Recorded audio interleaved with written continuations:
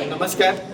आपण ठरल्याप्रमाणे आज म्हाडामध्ये आलो होतो आणि म्हाडाच्या सीईओला आपण आज भेटणार होतो आणि त्या दृष्टिकोनातून जी आज त्या 92 मधल्या जे 22 लोकांवर कारवाई थांबलेली आहे त्या दृष्टिकोनातून आज म्हाडामध्ये आपण आपली बाजू मांडणार होतो.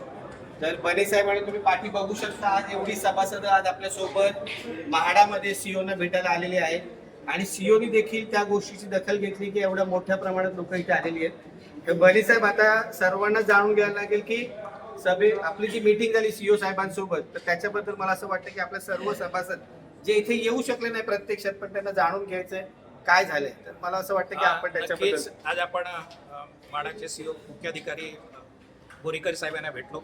आपण सगळ्या सभासदांना विनंती केली होती की आज त्यांचा भेटीचा दिवस असतो आणि त्यामुळे आपण त्यांची भेट घेऊ शकतो आणि आपला जो विषय आहे तो आपण त्यांच्यासमोर मांडूया. या पद्धतीने आपण सीईओ साहेबांना भेटलो. त्या ठिकाणी एक्झिक्युटिव्ह इंजिनियर मदामे साहेब सुद्धा होते, ज्यांनी आपली सुनावणी घेतली होती. तर 22 लोकांचा जो विषय आहे त्यांनी जे सदनिका रिक्त न करता आपल्याला पूर्ण पुनर्विकास भेटीस धरलेला आहे.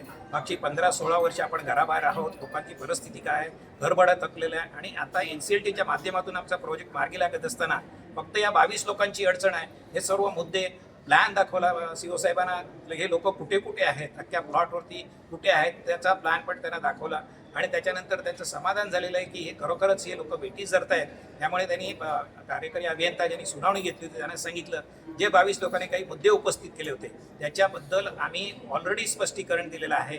ते स्पष्टीकरण परत एकदा तपासून बघा आणि तुमचं समाधान झाल्यानंतर पुढील कारवाई करा हे निर्देश मदामे साहेबांना दिलेले आहेत. त्यामुळे आपण एकजुटीने या ठिकाणी आलात. आपण बऱ्याच संख्येने काही लोकांना सीईओ साहेबांना भेटता आलं नाही, पण सीईओ साहेबांनी कॉन्फरन्स रूममध्ये येऊन आपल्या सभासदांना भेट दिली.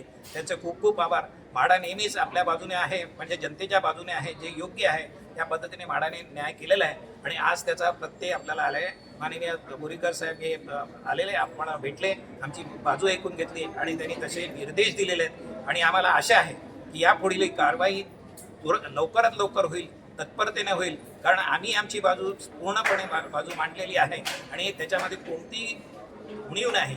त्यामुळे म्हाडाचं समाधान होईल, अधिकाऱ्यांचं समाधान होईल की पुढील कारवाई.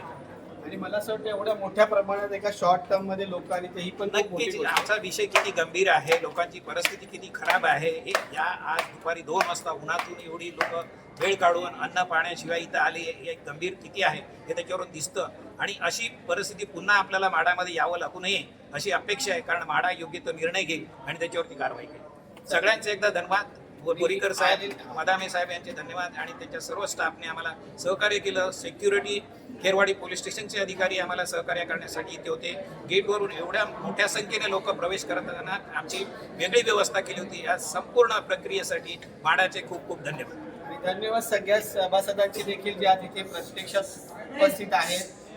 कोणीही जेवलेलं नाहीये तरी देखील आज ते इथे आहेत आणि खरंच या गोष्टीतनं स्पष्ट करतं की किती आतुरतेने या प्रोजेक्ट बद्दल सगळी लोक बघतायत. तर सर्व टीमचं मी मनापासून धन्यवाद व्यक्त करतो. Thank you very much.